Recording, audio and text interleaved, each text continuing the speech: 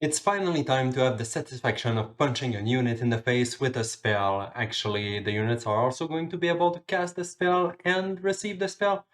Whatever. That's what we're going to do today, so let's get to it. And actually today we have a ton of files to modify, so let's jump right into it. So first thing I'm gonna do is search for ABP. We're gonna change a little something in all the animation blueprints of all of our units. So I'm going to select all of them, right click and do edit. And now that they are all open, I'm gonna go in the event graph and I'm gonna zoom right here. We have the retriggerable delay right here that lets us cast the same animation multiple times in a row, and we can see that it refreshes. But in the game, this delay is way too small. It doesn't actually work. So what I'm going to do is just switch that delay, and I'm going to replace it for 0.1 seconds instead. So now we can compile this animation blueprint and go do the same thing for all the other ones. So in my slime, in my ranger, priest, chicken right here, and then I have the same thing in my bat. And now that's done, there's one other thing we want to change inside the animation blueprints, and it is inside the interface. So I have my interface call right here, set unit animation state. So I'm just going to double click on it to open a BPI unit animation, and in there I'm going to create myself a new function to get the unit animation state. So I have get unit animation state right here. I'm going to add a new output just like that to return the state. The variable is of type eUnit animation state, and I named it the state. Perfect. Now we can compile and save the blueprint interface and go back inside one of our animation blueprints. And here on the left in the interfaces, we can now see the new function we just created. So get unit animation state. Let's double click on that to open and implement the logic of the function. So right here, I'm just going to return the animation state of our unit, just like that. Now I'm going to compile the wire and go do the same thing for all the other ones. So in my slime right here, I can go in the get unit animation state right here. We can paste the animation state and return it, compile, and go do the same thing for all the other ones. So ranger, paste it, return, and then do the same thing for all the other ones. And perfect, so now I'm done with all my units, so I can just compile and close all of them. Okay, perfect. Now all the animations blueprint are fixed. There's one other step that I want to do before starting to work on the real thing, and it is inside the BFL utilities that we created. So BFL, here we go, BFL utilities. We're going to create ourselves a new utility function that we're going to use today. So the function, I'm going to create it, and I'm going to name it the MinMaxRandom, and we're going to use it to get a random number between a minimum value and a maximum value. It's super simple. So I'm passing it an int point as input, which I named the min-max, and I'm returning an integer NDN, which I named the result. I'm also just going to check the pure checkbox right here. And this is the logic of the function. It's super simple. So if the minimum is smaller than the maximum right here, we are simply going to call the random integer in range that comes with Unreal. That's exactly what we want to do, so let's call that function. But in the case that the minimum and maximum are inverted, so the maximum is smaller than the minimum, then we just want to call the same function, but we are going to invert the minimum and the maximum that we received as input. As I said, the logic is pretty simple. The only thing that we want to achieve with this function is just to be able to determine a range of damage for our spells. That could make sense. So let's say the spell does -5 to -10 damage. We would like to write it that way, -5 to -10, not the opposite, so -10 to -5, because in the case that we want to use the random integer in range, we will need to write it -10 to -5 damage, because -5 is greater than -10, obviously. So that's why we are using this new function right here, just to make our lives just easier when we are comparing the damage of our spells. That way, if we are doing positive damage, which is healing, and then negative damage, which does damage, it's going to be simpler for us to write in the data of the spells. Perfect, so now we're done with the blueprint function library, so we can just close it, and we can also clear the search that we just did right there. And now we're ready to start working on the real topic of today's video. And now for the units to be able to attack each other to the death, they need actually two things. They need to know which spell they are able to cast, because not all units are going to be able to cast all the spells in the game. And the second thing is the HP value, because we want to know if the unit has some HP left. Is it dead? Is it alive? What is its max HP? And things like that. So we need to add those informations inside the unit data. So I'm gonna go in my blueprint core units and in utilities and open SUnit data stats to add those informations. There we go. So I created myself 3 new variables. So I have first my available spells list right here, which is an array of e-spells, which is going to tell us which are the spells that the unit can cast. And then I have 2 integers, which are the HP current and HP max. So we are going to be able to kill the unit and respawn it to the max HP if we want to. Perfect. Now for the default values here at the bottom, I've added myself one element inside the available spell array. Right here, I have my melee hit as first element because most of the units are going to be able to punch each other. And then we have the HP current and maximum, which are 50 and 50. Perfect. Now we can save and close the structure and go inside the data table to assign those variables for all the unit types. And I've set all my variables, and here they are. So for my warrior, first I have my sword slash and sword throw for spells, and I've set the HP current and maximum to 50 and 50 for both of them. Then for the ranger, the spells are short range arrow and long range arrow. The HP is 30-30. For the priest, the spells are DarkWave and heal. The HP are 25 and 25. The slime, melee hit, and SlimeBall for the spells, and then 20-20 for the HP. The chicken, the spells are melee hit and run chicken run. The HP is 10 and 10. And finally for the bat, we have the spell melee hit and WindGust, and the HP 15-15. Perfect, so now all the values are assigned for all the unit types, so we can save and close the data table. So now all of our units have some HP value assigned to them, but our spells still don't do any damage, so it's time to add some damage value to the spells. So as I said, we're going to modify a bunch of files today. But first, let's go create the structure for the impact of our spell. So in Blueprint Core Spell and Utilities right here, I'm going to create myself a new structure. So Blueprint Structure, which I'm going to name S_spell_data_impact, which is going to contain all the information we need every time the spell impact on a target on the ground. But for now, we don't need that much info in there. We just need to know how much damage it's going to cause to the unit. So I'm going to create myself a new variable, which I'm going to name MinMaxModifier_HP, and it is going to modify the HP of the unit. It's going to be an int point because it's going to contain a minimum and a maximum value, and we're going to do a random between the minimum and maximum damage just to add a little bit of randomness in the game. Perfect. Now we can save and close the structure. And now we're going to go add it inside the spell data. So let's open it and create ourselves a new variable for the impact. And here we go. So I have my spell data impact variable, which I named the impact. Now we can save, close the structure, and go inside the data table to assign those damage numbers to all of our spells one by one. So let's go do that. So my values are for the test spell, I've set it to -1, -2. Melee, it is -2, -3. For the sword slash, it is -4, -6. Sword throw, -3, -5. So short range arrow, -2, -5. Long range arrow, -1, -2. DarkWave, -4, -6. Heal, 2, 3. That one is going to be in positive because it's going to heal instead of damaging the unit. Then for the SlimeBall, I have -2, -3. Run chicken 1. That one is 0 and 0 because it's not going to do any damage or heal anything. It's just going to be a movement point buffer. But for now, we're just going to skip it. So let's just leave it to 0, 0 as damage. And then for the WindGust, it's going to be -3, -4. Perfect. Now we can save and close the data table.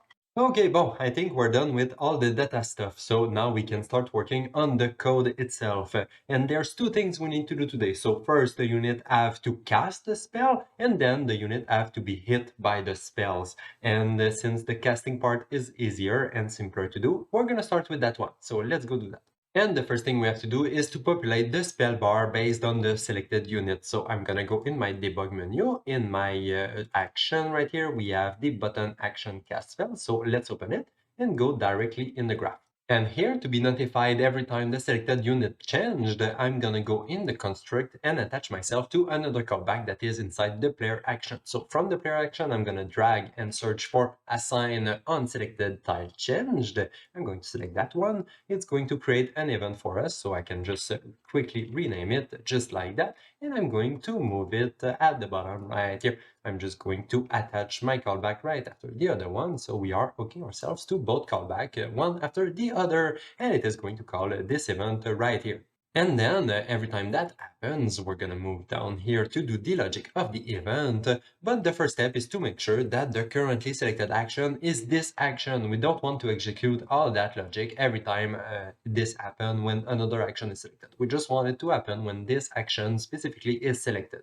Then if it's true, what we want to check is to see if there's a unit on the tile that is currently selected. So we are getting the selected tile in the grid tiles and we are breaking to access the unit on the tile. If it's valid, it means that there's a unit on the tile, otherwise there's none. And if there's no unit on the tile, well, we can simply refresh the spell list using a make array empty. So it's just going to populate the spell list with all the spells we have in the game, the same way it's working right now. So we are not going to change anything in that case. But in the case that there's a unit on the tile, well, instead of refreshing the spell list using an empty array, we're gonna refresh the spell list, but we're gonna use the spells that are inside the unit data. So inside the unit tile, we can get the unit data, break the stats, and access the available spells that we can then feed to the spell bar. And that should be ready to be tested. But first, there's one other little bug that I've noticed in this blueprint. So at the end, right here, what we're going to do is just add an isValid before calling the function, because it's possible that after the delay, the object is not valid anymore. So what I'm going to do is just adding isValid right here that I can call right before calling the function. So we're not going to call the function on an object that is not valid anymore after the delay. So in the case that it was destroyed during the delay, which happens actually, so we're not going to call that function in that case. Perfect. So now we can compile and close this action and we can go see in game if it works. So here we go, I placed a few units on the grid to see the result, and right here in my cast spell action, we can see that if I select any tile on the grid, I still have access to all my spell as before, so nothing changed in that sense, so that's good. We can still test all of our spells, but in the case that I select one of my unit, we can see that we are now limited to the spells that are castable by the unit. So now this unit can cast those spells, the warrior can cast the spells that are using a sword, the bat has this spell right here, the slime those, the healer has those two spells, and the chicken has those two spells. Here we go. So now the units are limited to the spells that are assigned to them. Perfect. But now if I select one of my unit and I can try to cast a spell, we can see that the spell still is casted, so that works, but the unit is not playing the casting animation. So we're gonna have to go back in the unit just to make sure that it plays the casting animation every time we are casting a new spell. So let's go do that. And the first place we have to go is inside the unit. So I'm gonna go in my units and open a BP unit and create myself the new function that is going to be called every time we are casting a new spell. So I'm gonna create my new function right here. I named the function unit cast spell and I'm passing it the target index, which is an int point. And for the logic of the function, it's pretty straightforward. So first we are going to set the actor rotation of the unit because we want the unit to look at the target before playing the attack animation. Obviously, we're not going to attack that way if the target is this way, obviously. And then what we're going to do is find lookat rotation to find the lookat rotation between the origin and the target. I'm just going to split both those vectors because I only want to use the X and Y. I'm not going to use the height of the tiles. For the start, I'm going to use the actor location of the current unit, so get actor location, and then for the target, I'm going to use the position of the tile, the target index right here. So I'm finding the target index inside the grid tiles, getting the transform location, and then setting that inside the find lookat rotation. So now the unit is looking at the target tile, and finally, we just have to tell the unit to play its animation attack. So here we go, the unit is now playing the attack animation, looking in the right direction. And now we just have to go call this function inside the combat system when we are casting a spell. So I'm gonna go in entry, in combat, and open a BP combat system. And I'm gonna go in my function cast a spell. I'm gonna go right here at the end of the function. And the logic is as simple as that. It's super easy. We just have to check if there's a unit on the origin index of our spell. So if from the origin index of the spell, there's a unit on the tile, well, we're just going to tell it, hey, you are casting that specific spell right now, so cast it. And that's what we're doing. So we're just checking to make sure that the unit is valid. And if it is valid, well, cast the spell. You're there, cast it. So now we can compile, save, and that should work in the game. So let's go try it. Here we go, so now I have a few units on the grid, and if I select them, I should now be able to cast the spell. Here we go, so now the units is playing his animation every time we are casting a spell, so 2, and it works pretty nice. I think 2. The animation doesn't always fit with the spell, but that's not the point right here. I'm not good at animating, so that's why it happens, but whatever. But for now, at least we are playing an animation every time the unit is casting a spell, so 2, and we can see that it works pretty well. Good. And now the next step is to make that the unit are reacting every time they receive a spell, because right now the unit is not reacting, it's just taking the spell like a boss, but we should still add an animation every time the unit receives an arrow on the head, because I'm pretty sure it doesn't feel that great. So let's go do that. So let's go back in BP unit, and we're going to start with the two most boring functions we have to do. So we have first the function that will set the current HP of the unit, and also the other function that will modify the current HP of the unit. So we're going to do those two functions first before doing the rest of the logic. So let's create two new functions. And here are both functions. So here at the top, I have the modify current HP function, which is the one that we're going to call every time we want to apply damage or healing to the unit. So the HP modifier, let's say for a spell that does 5 damage, it's going to be -5 because we want to subtract 5 HP to the unit. And that's exactly what we are doing right here. So we are taking the modifier and we are adding it on top of the current HP of the unit. And then we can call the set current HP, which is going to apply it inside the structure that contains the real HP of the unit. So if the unit has currently 20 HP and we want to subtract 5 from it, because the modifier is -5, adding them together is going to result in 15 HP, which we can then pass to the set current HP, which is the function that we have right here at the bottom. And what this function does is simply taking the HP that we receive as input, so the new HP value, so let's say 15 in that case, we are clamping it to make sure that the unit cannot be below 0 HP or above the maximum HP of the unit. So if the maximum unit HP is 50, we don't want to go 65, 70, 80, we just want to clamp it to 50. Same thing with 0. We don't want to have a negative value in HP. And then we take the result of the clamp, which is going to be the final HP of the unit, and we are applying it inside the structure, so the sunit data underscore stats. We are setting the new HP current of that unit. And here we have a little annoying thing to do, and it is to just reset the structure inside the parent structure, because we have a structure inside another structure, and the first set member in the structure, whatever, it doesn't really apply it to the parent structure. It only applies it to the first structure that it encounters. So that's why we have to take the struct out right here and pass it back inside the parent structure, which is the unit data. So every time we are modifying the HP, we are actually going to modify the whole stat structure. And it's a bit annoying, but that's what we have to do, sadly. I hope they are going to fix that in the future. We're gonna need to modify the current HP of the unit and also to set it back inside the structure. So good. Now these are done, we can go do the real functions now, which I'm gonna name unit hit by spell. And it's inside this function that we're gonna apply the damage to the unit and also to play the hit animation. That way the unit is going to react every time we are attacking it with a spell. But before doing the logic of the function, there's actually another structure that I would like to create, because if you remember, if I go back in my spell data utilities right here, we have the spell data impact that we created today. We have one variable, which is a range between X and Y, the amount of damage that the unit is going to receive. But when we are applying the damage to the unit, it's not going to be a random range. It's going to be a specific value. The random value is going to be calculated beforehand. Before reaching the unit, the combat system is going to calculate the amount of damage the spell is going to do, and then it's going to apply that to the units. And since the spells are not going to only modify the HP, they are also going to maybe modify the action point, movement point, or anything else, I think it will be a good idea to have a real structure, a structure that contains all the calculated data that is going to be applied to the unit. So if it is a random range between -5 and -10 HP, the combat system is going to apply, let's say, -7. It's the random number it generated, so it's going to feed that random number to all the units, and that's gonna be the same thing for all the other stats that are gonna be modified by our spells. So that's why I'm going to create another structure for it. So I'm just going to go back right here in the structure where we have the impact. I'm just going to duplicate it. I'm going to rename it S spell data impact underscore real. Why not?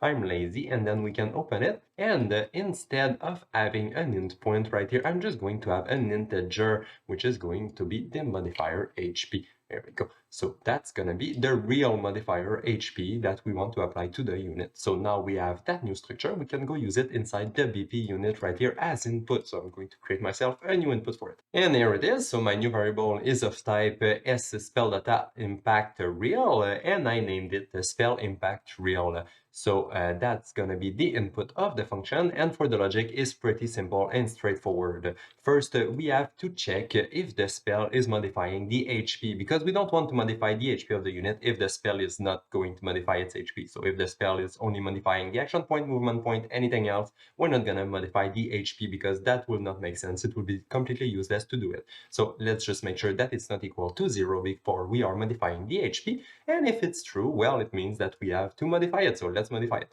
Modify the current HP, passing it the HP modifier of the spell that we received as input. So if the spell does damage, it's going to do damage to the unit. And if the spell is going to heal the unit, it's also going to heal it. So that works great. Perfect.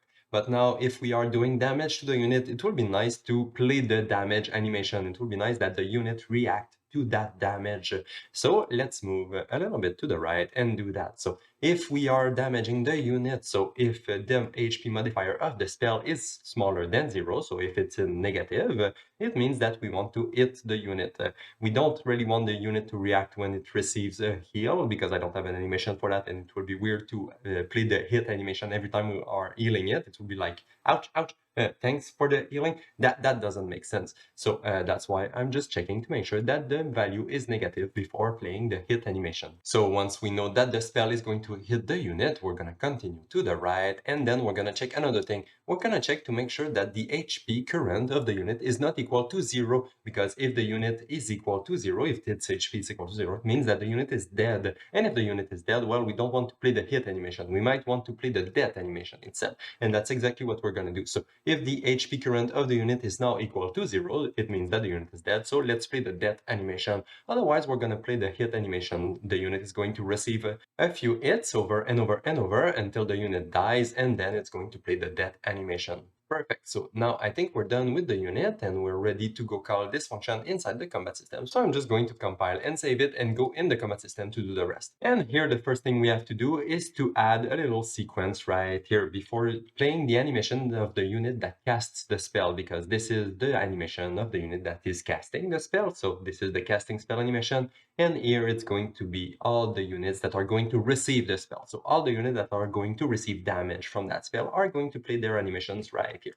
But before calling the function that applies the damage to the unit, we have to first create the spell impact real structure, because right now we only have the spell data impact of the spell that we are trying to cast on the units, but that structure only contains a minimum maximum modifier HP. And in this case, to generate the impact real structure, we need to determine how much HP exactly we want to add or subtract to the unit. So that's why I'm taking the min-max modifier HP of the spell data impact.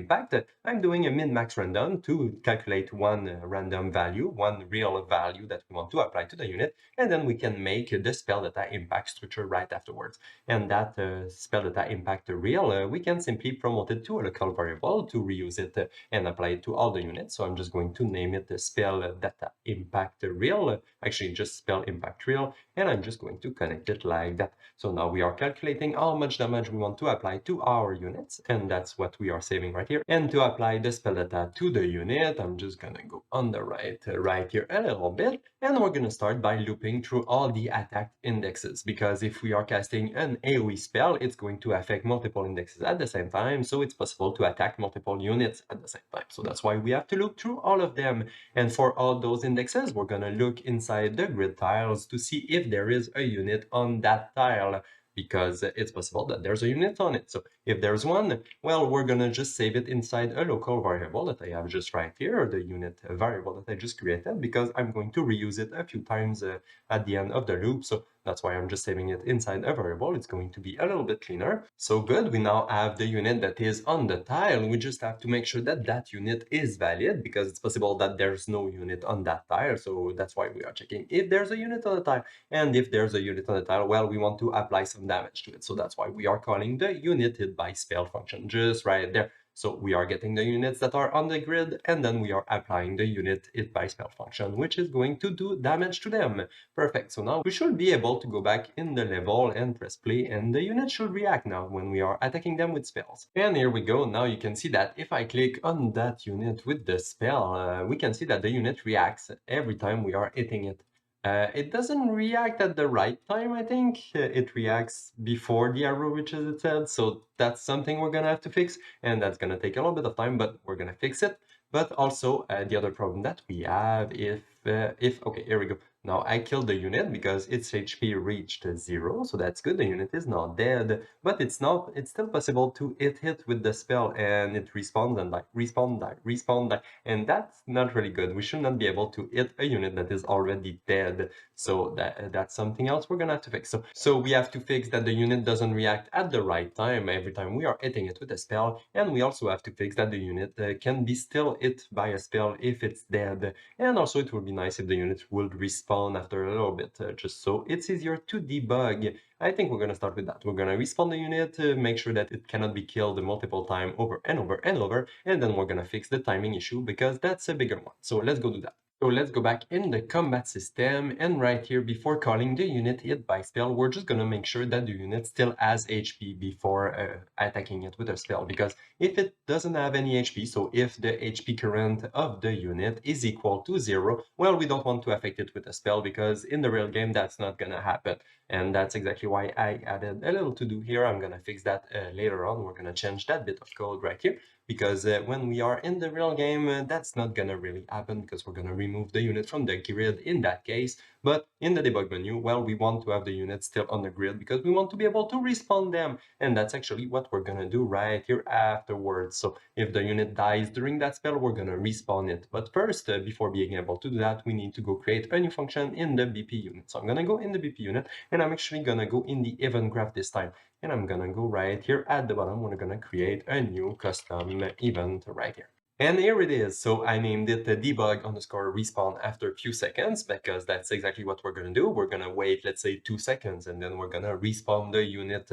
And actually the logic is super straightforward. So let's do that. I'm going to start with a delay. We're going to wait 2 seconds. As I said, we're waiting 2 seconds, and then we're going to respawn the unit. And to respawn it, well, we have to first heal it because it's dead. Its HP is equal to 0 right now. So we have to heal it to full when we are respawning it. So let's set the current HP using the HP max in the unit. So we're gonna heal it to full, and then we can finally play the respawn animation, and that's it. It's not really a real respawn functionality. Later on in the game, we're gonna code a spell that is able to respawn a unit, but for now it's just for debug purposes, so that's why it's super simple like that. So perfect, we can now compile this blueprint and go call it in the combat system. And in here, after hitting the unit with the spell, we're gonna go to the right and check if the unit just died. So if the current HP of the unit is now equal to 0, it means that the unit just died from that spell. So we want to respawn it in a few seconds, and that's exactly what we're gonna do. So if the unit just died, we are going to call the debug respawn after a few seconds function. Perfect, now we can compile everything and go see in game if it fixed the problem. And here we go. So now when I kill the unit, throwing him a bunch of arrows, we can see that it should die. Here we go, it's dead. It's not playing the hit animation anymore, and then respawns, and then I can still continue hitting it. So we can kill the unit over and over and over, test our spells. It's going to play its respawn animation, and then we can continue killing it if we want to. Perfect, so that fixed the problem. Now the only thing we have to fix is the timing when we are casting the spells, because even if I cast like this spell, it's even more visible. If I cast my spell, we can see that the unit plays its animation as soon as I cast the spell, but then the cube are reaching target, and then it's hitting target, and it takes more time than just instantly. So that's why it's not really working. It's not great. It doesn't look perfect. So we're gonna fix that, and it's going to take a little bit more time, but I think it's worth it. So let's go do that. So how are we going to do that? Because on one hand, we have our spells that are playing their animations, and on the other hand, we have the unit that are also playing their animation, and we want to sync them both together. They are not aware that the other exists right now, and the unit is not aware of the spells are not aware of the unit, but we have to find a way to sync them both together. And I think the best way will be to use a callback inside the spell itself. And there's multiple ways we can fix that issue, but I think in my case I'm going to use a callback inside the spell on which the unit can hook itself. So the unit knows that it's going to receive, let's say, a fireball in the face. The unit knows it, it applies its damage, because we always want to have the numbers updated as soon as possible to make sure that they are always up to date. So the unit is going to apply the damage to itself, but it's going to wait before playing the animation. That way, let's say it's going to receive a fireball. The fireball's over there. It's coming. I know it's coming. I'm just waiting. It's still coming. It's a slow one. Ah, okay, it's almost there. Oh, okay. Ouch. I received the fireball. So that's what's gonna happen. The unit is going to know that the fireball is coming. It's going to wait for it, and then it's going to play its hit animation and the death animation if needed and things like that. So I think we're going to start with the spells. We're going to add the callback and the notifier inside all of our spells, and then we're going to go do the unit parts at the end of the video. So let's go do that. And let's start with the parent class of all of our spells. So in spells, we have BP spell animation. So let's open that and create the new callback that we're going to use. So event dispatcher right here, which I'm going to name on spell animation hit tile. And then here in the top right corner, I created myself two new input variables. So I have first the BP spell animation, which I named spell animation. And this is just the spell, the current spell that is done playing, because in the unit might receive multiple spells at the same time. So the unit has to know, okay, which spell was just played. It's just to identify them. Most of the time, we're just going to pass self as the reference. Actually, we're always going to pass self as input, but the variable needs to be there to be able to feed it to the unit. And then we have the index, because it's possible that since we have AoE spells, it's possible that the spell attack multiple targets at the same time. So the unit has to know, okay, did you just hit the neighbor target or my target? Because I don't want to receive damage if you just hit my neighbor. Like, I just want to receive the damage if you hit me. So that's why the index is important right here. And then the next thing we're going to need is to add another variable inside the BP animated shape, because right now the animated shape is not aware of which index it's going to target. And we need to know which index it targeted, because we need to know once that animated shape touched the ground. So the red cube, when it touched the ground, we need to know which index it just hit. And that's why we need to pass it the index first to be able to get it later. So I'm just going to click onto the little looking glass right here and open the blueprint just to add the index in the variable. So on the left right here, I can add an int point. So int point, name it index. And I'm just going to make sure that it is instance editable and exposed on spawn. Now we can compile and close the animated shape. And here now, if I refresh my node right here, the spawn actor, we can now see that the index appear at the bottom. So we can just feed it from the array element, just like that. So now every time the animation of the animated shape is completed, we now know which index was used by this animated shape. So now we can go on the right here to change a few things. So first I'm going to disconnect the branch and connect it directly to it, just like that. And then I'm going to give myself a little bit more space, because we're going to add a bunch of things in the middle right here. Just like that. And the first thing we're going to do here at the beginning is to call the new callback we just created, because the cube is done being animated. It reached the target, it reached the ground. So now we can call the callback on spell animation hit tile to notify the unit that the animation just hit that tile. The cube reached the ground. So we can now play the hit animation on the unit if we want to. So that's why we are feeding it the index from the animated shape, so the unit knows, okay, which tile was just attacked, and do we react to that animation. And now that the callback is called, the unit was notified, what I'm gonna do is make sure to remove the index from the attacked index. That way we're gonna keep track of all the indexes that played already and that are done playing. And then at the end, once we're done playing all the indexes, all the cubes reach the ground and their animations are done, we can delete the blueprint, and that's what we're going to do. So if the length of the attacked index is equal to 0, it means that all the animations are done playing, so we can now destroy the blueprint itself. And that's it. So now the default spell animation with the red cubes or triangle or hexagon falling from the sky is now ready to be used by the unit to sync themselves to that animation. But we still have to do a similar process with all the other spells, because all the spells have different timings and the unit have to sync themselves with all these different timings. So let's go do that. And we're going to start with the WindGust because it's pretty similar as this one. And actually, it's that similar that I'm just going to copy all those nodes. We're going to paste them in the WindGust. So I'm copying all those nodes, and then I'm going to go in entry, and I'm actually going to start with the components. So I'm going to, in my spell animations, I'm going to go in my components and open BP animated WindGust to add the index, the same way we did for the cube. So new variable, name it index. Top right corner, it's going to be an int point. I'm going to make it instance editable and exposed on spawn. Now we can compile and close the BP animated WindGust, and then we can go do the WindGust itself. So in a spell animation, we can open the BP spell anim WindGust. And then here, we're going to do the same exact thing we did in the spell animation. So first, the do once right here, we're not going to use it anymore. So we can delete it and reconnect it like so.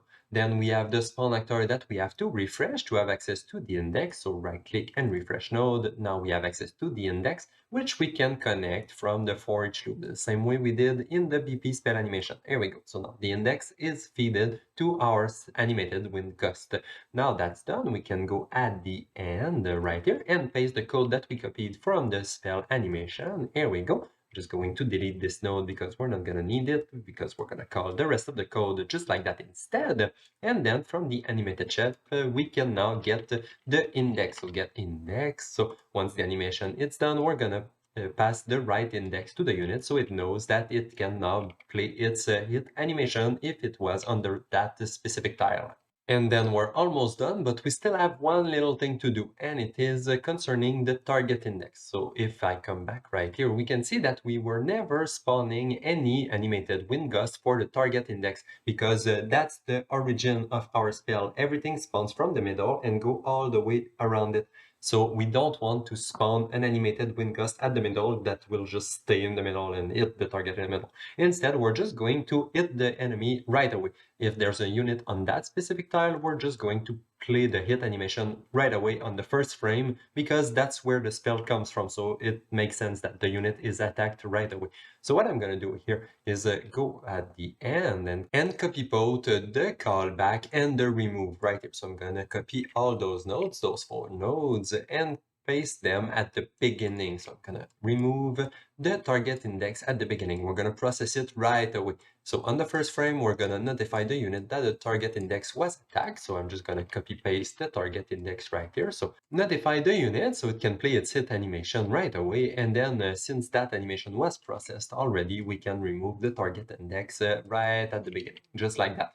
And now that the target index is not part of the attack index anymore, I can just go right here and delete the branch because it's already removed. We don't have to compare to see if it is not the target index.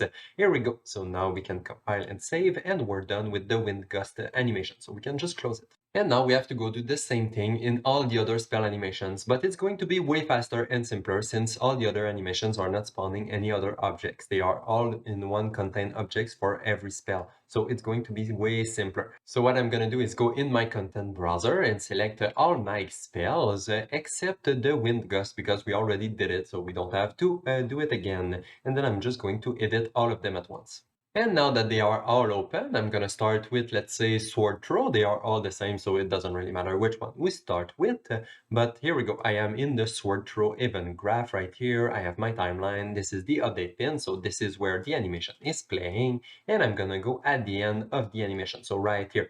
And that's what I'm going to do. So first, we're going to check and compare the playback position of the timeline to see when we want to notify the unit that it was hit. This is going to be based on the timeline itself, not on any other things. It's going to be a specific time in the timeline. We're going to decide at some point in the timeline, okay, now it's time to notify the unit that it was hit. For now, it's set to 0. We're going to change it in 2 seconds. So once we know when we want to notify the unit, what we're going to do is first a do one, because we only want to notify it once, and then we can simply call the onSpell animation hit tile, passing in the tile, and that's it. That's all we have to do for all the other spells. We just have to define a time in the timeline at which we want to notify the unit that it was hit. And now to determine at which moment we want to hit the target during the animation, what I'm going to do is go inside my timeline. So in the timeline sword throw right here, I have my animation curve. So this is the position of my sword. So it's moving towards the enemy and then coming back to the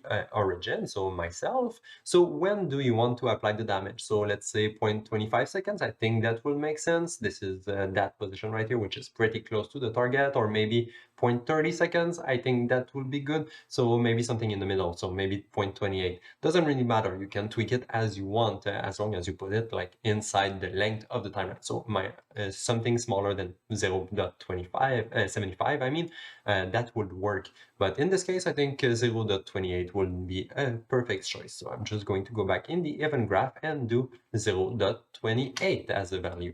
And here we go. So now at 28 seconds in the timeline, it's going to notify the unit.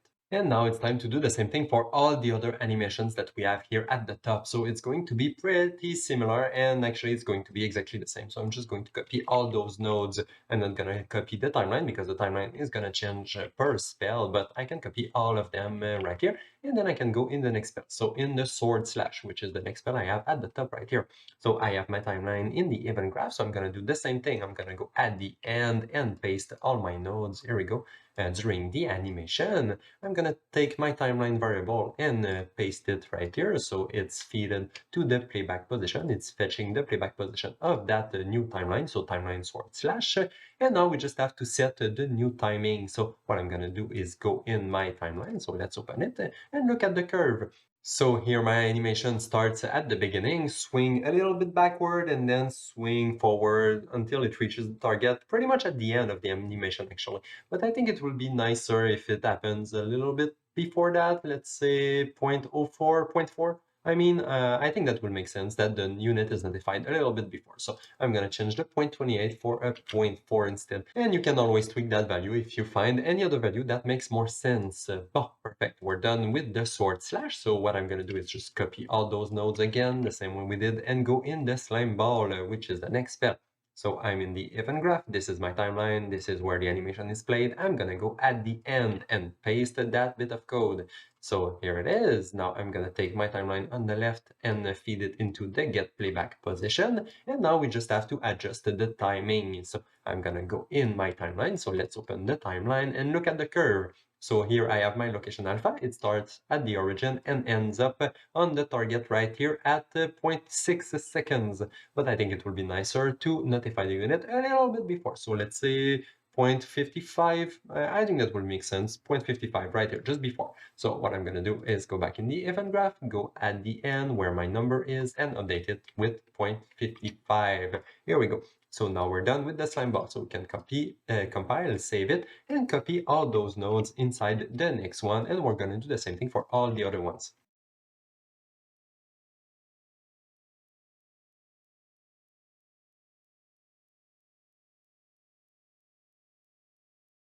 And here we go. So now I'm done with all my spells, and here are my values if you want to copy them. So in the short range arrow, I have 0.35. In the slime ball, I have 0.55. In the run chicken run, I have 0.2. In long range arrow, I have 0.6. In the heal, I have 0.2. In the DarkWave, I have 0.2. And in the melee, well, we're going to do that one because it's not done.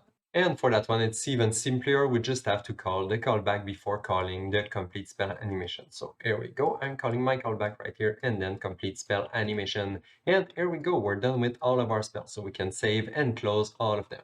And we're almost done. We just have a few little things to change in the unit and in the combat system to finish this video. So I'm gonna go in the BP unit first, and I'm gonna go inside the unit hit by spell function. I'm gonna go all the way at the beginning right here. And this is where we're going to tell our units that a spell is coming. It's not going to react right away. It's going to wait a little bit, but the spell is coming and we have to tell the unit that it is coming. So what I'm going to do is create myself a new input to that function. So new parameter, which is going to be of type BP spell animation, and I'm going to name it the spell animation. And before doing the rest, I'm going to go back in the combat system right away and feed that variable. So I'm going to go in the combat system and go where we are hitting the unit with a spell. So right here, and we're going to feed it the spell animation. So let's go find it. Okay, it's right here. We are spawning it right here. Right now, we don't have a variable for it. So I'm just going to promote it into a local variable, which is going to be the spell animation. Here we go. We can connect it before the sequence just like that. And then I'm gonna go feed that variable into the unit hit by spell. So here is the spell that is coming. Here we go. So that's done for the combat system. Now we can go focus on the BP unit. And here we're going to create ourselves a new variable to keep track of all the spell animation and spell impact that are incoming, all the ones that are waiting and that we are waiting for to hit our face. So let's create a new variable for it. I'm going to name it incoming spell impacts. Here we go, and it's going to be of type spell animation. So spell animation, BP spell animation, and it's going to be a map this time. So I'm going to change the type from a normal variable to a map, and the second type is going to be the impact real, because we want to know if the spell is going to damage us, heal us, or do anything else. So I'm going to search for impact real. Here we go. So it's going to be a mapping from a spell animation to an impact real, and we're going to add all our spell inside that list. So what I'm going to do is take my variable, do an add right here, and connect both pins to it. So I'm adding my spell animation and my spell impact real inside that list, and now we're waiting for it to hit our face. And that leads us to the last step, creating a function that will be called every time the spell is attacking a tile. So that's what we're going to do right here. We're going to drag from the spell animation and search for bind to event animation hit tile. So on spell animation hit tile, here we go, to create the binding to the callback just right here. And then we can do a create event to create the function that we need. And in the select function, I'm going to create a matching function. So Unreal creates it for us.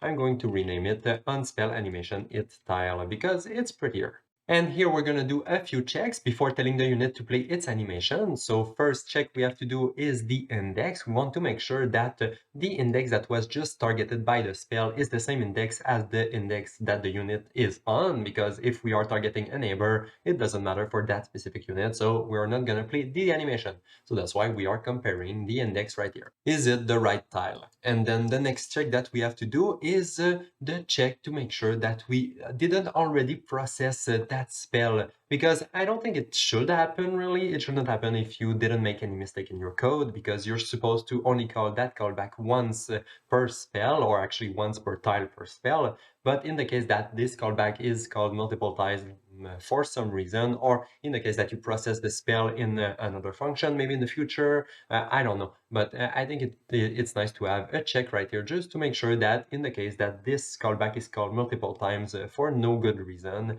we're just not processing it multiple times. That's just going to help in the future in the case that we make mistakes in our code. So here we go, we're just going to make sure that we still need to process that spell, and if it is the case, I'm just going to take the output and save it into a local variable. So I have my local variable right here, spell impact real, which is a spell that impact structure, and here we go. So I have my new local variable. And then what I'm going to do now that I have my local variable saved is just to remove the spell animation from the list, because we're going to process it. So we don't need to have it in the list anymore. It's not incoming anymore. It's on our face. So let's process it right now so we can remove it from the list. And now we just have one last thing to do, and it is to go back inside the unit hit by spell right here and go all the way at the end where we add all the code that was handling the animation of the unit. So I can cut all those nodes right here, go back in the unspell animation hit tile and paste them after the remove. So now we are going to process the animation in this function instead of the previous one.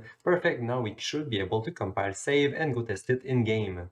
So let's test all of our spell and see how it looks. So I'm going to start with my default spell, so the red cubes. Okay, it seems right. The cubes are falling on the unit, and the unit react when the cubes are falling on it. So that's good. Then we have the punch, so let's punch. Okay, seems to work. I'm punching a unit. That's good. Next, we have the sword slash. So if I hit it, okay, the timing seems good. The unit react at the right time. Perfect. Now we have the sword throw. Okay, I'm throwing it. That's good. The unit react at the same time also. Great. Okay, unit is dead. Going to respawn. Here we go. Then we have the short range arrow, so I'm just going to throw it. Okay, the timing's a bit off on that one, so I think we're gonna have to tweak it. So, okay, that's not gonna be an issue. I'm just going to open it, and we're gonna fix that. Okay, we can go check the next spell. So I have the long range arrow now. I'm gonna try it. Okay, this timing seems perfect. That's good. Then we have the dark aura, the dark wave. Okay, that one doesn't trigger any thing. That's weird, and the unit still dies. Okay, so we're gonna have to fix that one too. So open DarkWave, okay. Then we have the healing, which the unit should not react, which is happening. So that's good, the unit is not reacting. Great. Then we have the slime ball. If I throw the slime ball right on top of the unit, okay, that's good. It reacts at the right time. That's good. And if I throw the slime ball on the side, okay, nothing happens. It's the same thing as the dark wave. Okay, we're gonna have to fix that too. Let's open the slime ball. And then we have the run chicken run, which should not do anything, so that doesn't matter. And we have this one. And the timing seems off for a little bit, so let's fix it. And also, if I cast it right on top of my unit, well, the unit doesn't react either. So we have to fix that one also. Great. So let's open the WindGust. So I'm going to fix all of those, and then I'm going to show you what I fixed. So for the short range arrow, it was a simple fix. I simply changed the value right here to 0.2 instead of the value that was there before. So here is my fix. Then for the dark wave, since it is an AoE spell, we have to use the attack indexes instead of the target index, because the target index is just the middle of the AoE. It's not targeting the whole AoE. So we have to use this instead of that. That was connected before to after the do ones at the end of the timeline. This is where we are. So that's what was connected before. So I replaced it with this bit of code instead. So I'm looping through all the attack index instead of just targeting the target index. So that's for the dark wave, and it's actually the same exact thing for the slime ball, which is also a AoE spell. So this is what I did. So I'm deleting that bit of code and replacing it by that. So that's done. Then for the WindGust, we had two issues.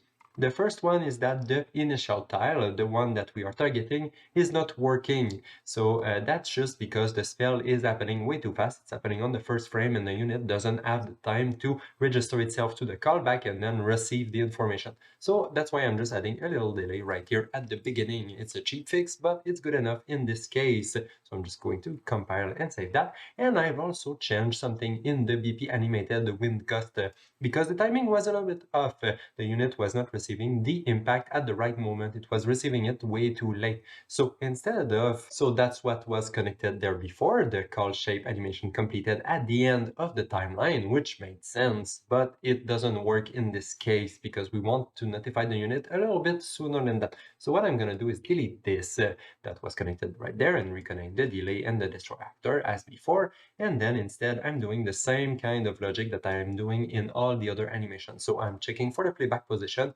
and after 0.35 seconds, I'm calling the unshape animation completed. So that changes the logic a little bit, but it should not break anything in this case. So that's what I changed in all those blueprints, and now we can see in game that all the animations are way better now. So here we go, that's how it looks. So if I select my short range arrow now, the unit react as soon as the arrow goes through it, so that's good. Then we have the dark wave. So if I try to cast my dark wave, we can see that it works. It even killed the unit, so it works for real, so that's good. Then the slime ball we are going to try. Here we go, we can see that the unit also react for the slime ball. Perfect. And the last one is the WindGust. So if I try to cast my spell, we can see that the timing on the unit reaction is way better than before. And if I cast it right on top of the unit, we can see that it reacts right away. Perfect, so that's good. All the animations are good now.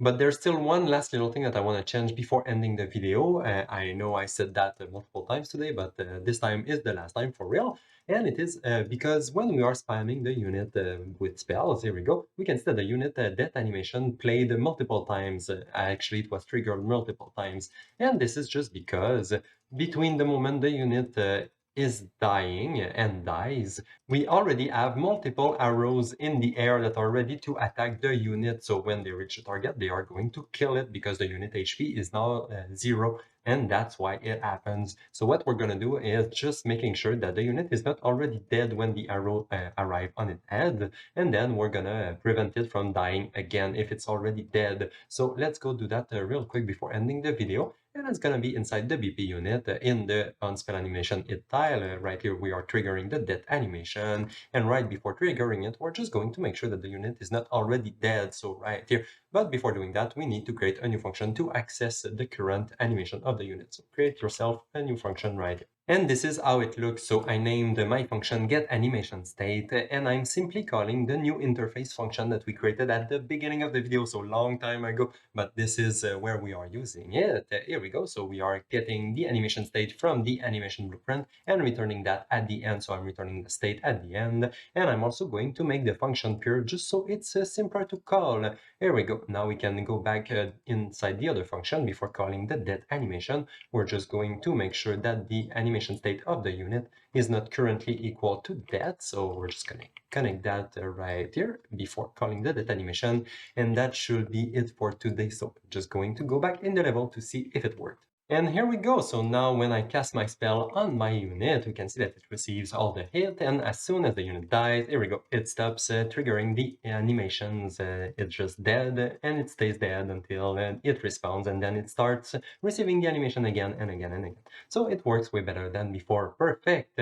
So yeah, I guess that's going to be it for today. We are able now to have the units, select them, and then use them to cast spell on other units. So they are now able to attack each other. And I think that works pretty great. So that's good. And that's everything I wanted to do today. So I'm gonna see you in the next one, and bye-bye.